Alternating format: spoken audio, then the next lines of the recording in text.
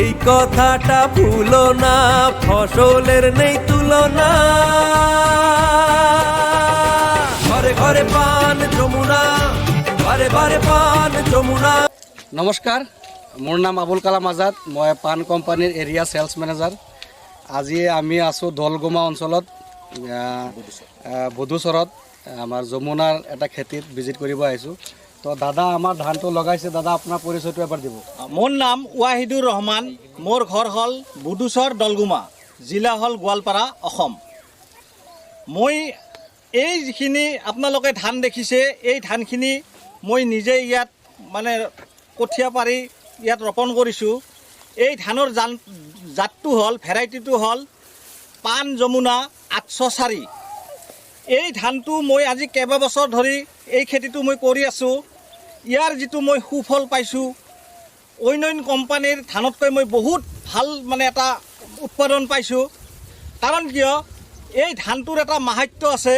সেই মাহাত্যটো হ'ল কি, এই ধানটো যদি আপোনালোকৰ বানপানী উঠি যদি ডুবিও যায়, কঠীয়াবিলাক যদি ডুবিও যায়, ডুবি যোৱাৰ পাছত অৰ্থাৎ বুৰি যোৱাৰ পাছত ইয়াৰ পাতবিলাক যেতিয়া পচি যাব, 20 দিন বা 15 দিন যেতিয়া পানীৰ তলত থাকিব, যেতিয়া পচি যাব, তাৰ যিটো মূল থাকে, সেই মূলটোৰ পৰা চাবেক আৰু পখা লয়।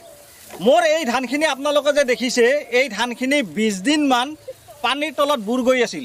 যিহেতু আমাৰ এইবিলাক নামা ঠাই আৰু অসমত আমাৰ সাধাৰণতে বানপানীৰ সমস্যাটো হ'ল ডাঙৰ সমস্যা। সেইকাৰণে আমি এনেকুৱা কিছুমান খেতিয়কে বীজ ৰোপণ কৰিব লাগিব, যিবিলাক ৰোপণ কৰিলে আমি লছৰ সন্মুখীন নহয়, লাভৰ সন্মুখীন হ'ব পাৰোঁ। গতিকে এই লাভৰ সন্মুখীন মই এই পান যমুনা কোম্পানীৰ ধানটো খেতি কৰি মই বহুত লাভৱান হৈছোঁ। আৰু চাওক, মই আপোনালোকক দেখুৱাইছোঁ, এই ধানটো দেখিছে, ইয়াত পটান খুব কম। দেখিছে, ইয়াত পটান কম। আৰু এই ধানটোৰ মই কিছুমান নিয়ম মই গম পাইছোঁ কি, এই ধানটোৰ কিছুমান বেমাৰ প্ৰতিৰোধ কৰা ক্ষমতা থাকে, যেনে ব্লাইট বেমাৰ, ব্লাষ্ট বেমাৰ এই ধানটোত খুব কম হয়। হঠাৎ কেতিয়াবা 2-এটা দেখা যায়, কিন্তু পৰাপক্ষত বেমাৰ নহয় বুলিয়ে ক'ব পাৰি। গতিকে এই খেতিখিনি কৰি ইয়াৰ আগত মই বিভিন্ন কোম্পানীৰ ধানৰ বীজ ৰোপণ কৰিছিলোঁ, কিন্তু বানপানী অহাৰ পাছত কি হয়, ধানবিলাক পচি যোৱাৰ পাছত আৰু সেই ধানৰ মই কোনো উৎপাদন নাপাওঁ। যেতিয়াৰ পৰা মই শুনিলোঁ যে পান যমুনা ভাল ধান, তেতিয়াৰ পৰা মই যেতিয়া মানে ৰোপণ কৰা আৰম্ভ কৰিলোঁ, মানে এবুকু হৈছে। চাওক, আপোনালোকক মই দেখুৱাই আছোঁ, ইমান সুন্দৰ ধান হৈছে। গতিকে আমি কৃষকসকল সদায় ভাল কোম্পানীৰ ভাল বীজ যদি আমি ক্ৰয় কৰি ৰোপণ কৰিব পাৰোঁ, আমাৰ কৃষকৰ কাৰণে লাভ। গতিকে আজিকালি বজাৰত বিভিন্ন ধৰণৰ ধান বীজ পোৱা যায়, কিছুমান ডুপ্লিকেট বীজ পোৱা যায়। আৰু মই কৃষকক কিছুমান পৰামৰ্শ দিওঁ এই বীজ সম্পৰ্কে। কাৰণ যিহেতু পান যমুনা ধানটো আজি বহুদিনৰ পৰা মই দোকানত বিক্ৰীও কৰোঁ, আৰু ইয়াৰ ৰিজাল্ট আমাৰ অঞ্চলত যিমান পান যমুনা ধান খেতি কৰিছে, কোনো এজন ব্যক্তিয়ে ক'ব নোৱাৰে যে মোৰ পান যমুনা ধান বেয়া হৈছে। ইয়াত ইমান ধুনীয়া ধান। গতিকে আমি কৃষকসকল এনেকুৱা বীজৰ যদি খেতি কৰোঁ, আমি লাভৱান হ'ব পাৰিম। ধন্যবাদ। ইয়াত আৰু কৃষক ৰাইজ আছে, আপোনালোকে কি কয়, এই ধানটো কেনেকুৱা পাইছে? কি ধান এইটো? আপোনালোকে এইটো পৰৱৰ্তী লগাব নে নাই? খেতিটো ভাল লাগিছে আপোনালোকৰ? মোৰ নাম শ্ৰী ঘনশ্যাম নাথ। মোৰ থানা আৰু গাঁও মুৰালিজাৰ, থানা আৰু পোষ্ট অফিচ বগুৱান, জিলা গোৱালপাৰা। মোৰ ফোন নম্বৰ 8812816662।